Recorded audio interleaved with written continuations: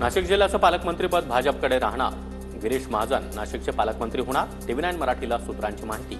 तर शिंदे दादांनी एकत्र बसून रायगडचा तिढा सोडवावा अशा सूचना सूत्रांची माहिती.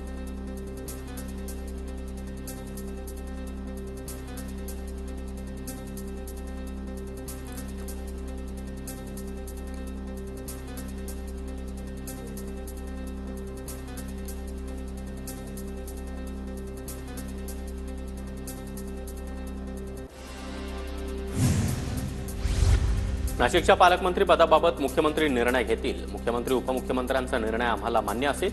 नाशिकच्या रिक्त पालकमंत्री पदावर दादा भुसे यांची प्रतिक्रिया.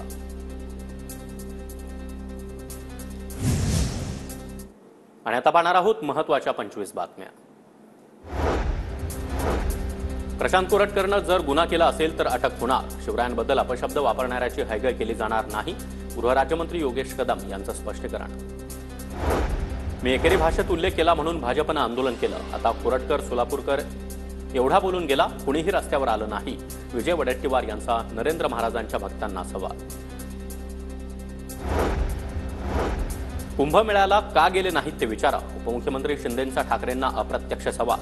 काही लोक आता स्वतःला हिंदू म्हणायला घाबरतायत. शिंदे यांचा टोला. ठाकरेंच्या शिवसेनेमधील पदाधिकाऱ्यांमधील मतभेद दूर करण्याची जबाबदारी उपनेत्यांवर असणार. उद्धव ठाकरे विभागनिहाय अहवाल घेणार. मुंबईतील बाळासाहेब भवनाबाहेर शिंदेंच्या शिवसेनेचं आंदोलन. राऊतांनी गोरेंविरोधात केलेल्या वक्तव्यानंतर महिला आघाडी आक्रमक.